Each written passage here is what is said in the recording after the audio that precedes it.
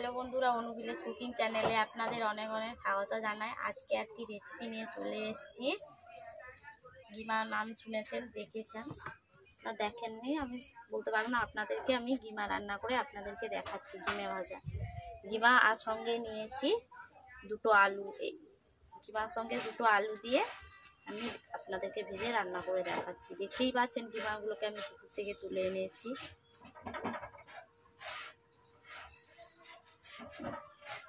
গিমাগুলোকে আমি এখন ছাড়িয়ে নিচ্ছি, দেখতেই পাচ্ছেন। আপনাদেরকে আমি ডাটাগুলো নেব না, এই গিমাগুলো এই নরম নরম পাতাগুলোকে আমি তুলে নিচ্ছি। গিমা বন্ধুরা দেখতেই পাচ্ছেন আমি পাতাগুলোকে কেমনভাবে তুলে নিচ্ছি, দেখতেই পাচ্ছেন। এইভাবে আমি নরম পাতাগুলোকে শুধু তুলে নিচ্ছি, ডাটাগুলোকে তুলে নিই। দেখতেই পাচ্ছেন আমি সবকটি আমি তুলে নিয়েছি। এরপর এগুলোকে আমি ধুয়ে নিয়ে চলে এসেছি রান্না করার জন্য। এরপর আমি আলুগুলোকেও ছোট ছোট টুকরো করে কেটে নিচ্ছি। এখন আলুগুলোকে আমি ছাড়াচ্ছি না, যেহেতু নতুন আলু তার জন্য আলুটা ছাড়াচ্ছি না। এখন আলুগুলোকে এইভাবে আমি কুচিয়ে নিচ্ছি, ঝুরু ঝুরু করে কুচিয়ে নিচ্ছি গিমা ভাজার জন্য। দেখতেই পাচ্ছেন বন্ধুরা আলুগুলোকে আমি কেমনভাবে কেটেছি। বন্ধুরা দেখতেই পাচ্ছেন আমি প্রথমে উনুন জ্বালিয়ে ফেলেছি, কড়াই বসিয়ে দিচ্ছি। এখন 2 থেকে 3 মিনিট কড়াইটাকে গরম করে নিচ্ছি। একটু অল্প করে তেল দিয়ে দিচ্ছি যাতে কড়াইতে বসে না যায়।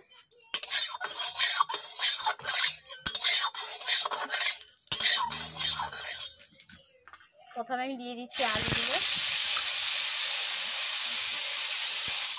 আলুতে স্বাদ মতো আমি নুন দিয়ে দিচ্ছি। এখন প্রথমে আলুগুলোকে আমি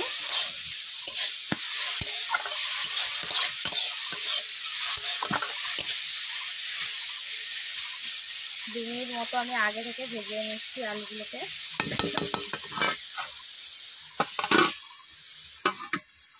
আমি অল্প অল্প করে জ্বালানি দিচ্ছি যাতে ভাজাগুলো পুড়ে না যায়, তার জন্য আমি অল্প করে জ্বালানি দিচ্ছি। এখন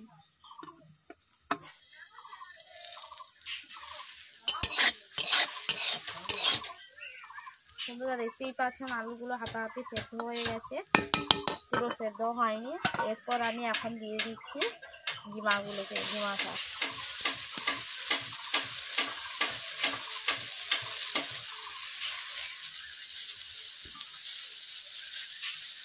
গিমা শাকের মধ্যে আমি অল্প করে হলুদ গুঁড়ো দিয়ে দিচ্ছি এখন।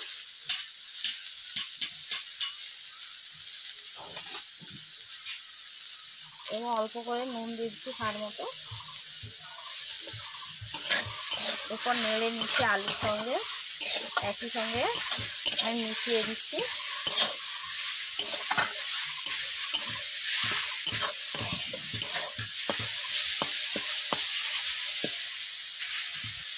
যেহেতু গিমা ভাজা একটু বেশি টাইম লাগবে, বসে উঠিয়ে ভাজতে হবে কড়াইটাকে।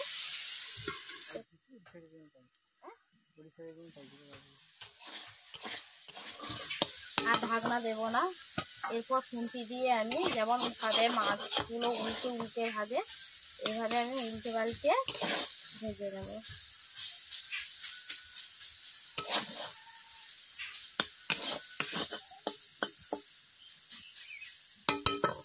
এরপর আমি ঘুরে ফিরে সামান্য তেল দিয়ে দিচ্ছি, যেহেতু কড়াইতে বসে যাচ্ছে। বন্ধুরা দেখতেই পাচ্ছেন কেমনভাবে আমি বসিয়ে বসিয়ে ভাজছি, দেখতেই তো পাচ্ছেন।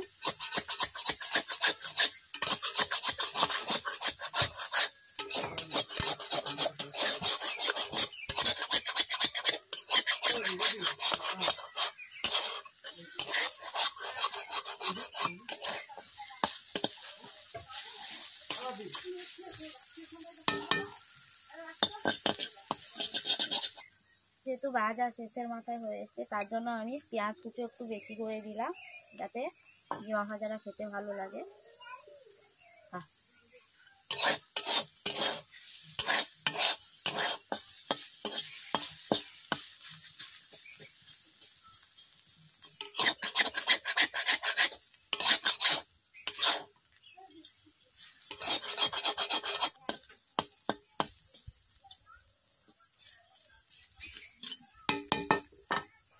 যেহেতু ভাজা শেষের মাথায় হয়ে এসছে তার জন্য দিয়ে দিচ্ছি সর্ষে বাটা। আগে থেকে সর্ষে বেটে রেখেছি, অল্প করে দিচ্ছি, বেশি দিইনি। আর দিয়ে দিচ্ছি জিরে বাটা,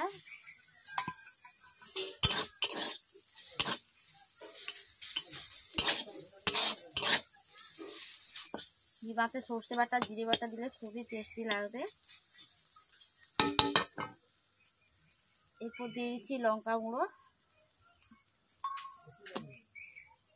আর দিয়ে দিচ্ছি সামান্য তেল।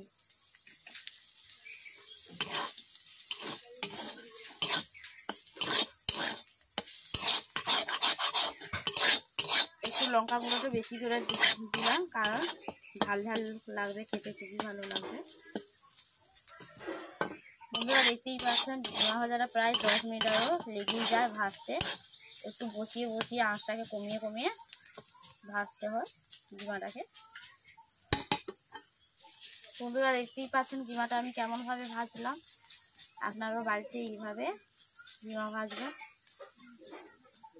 খেয়ে দেখবেন, ভালোই লাগবে। পুরো চুঁয়ো চুঁয়ো হয়ে গেছে। এরপর কড়াই থেকে আমি এখন তুলে দিচ্ছি।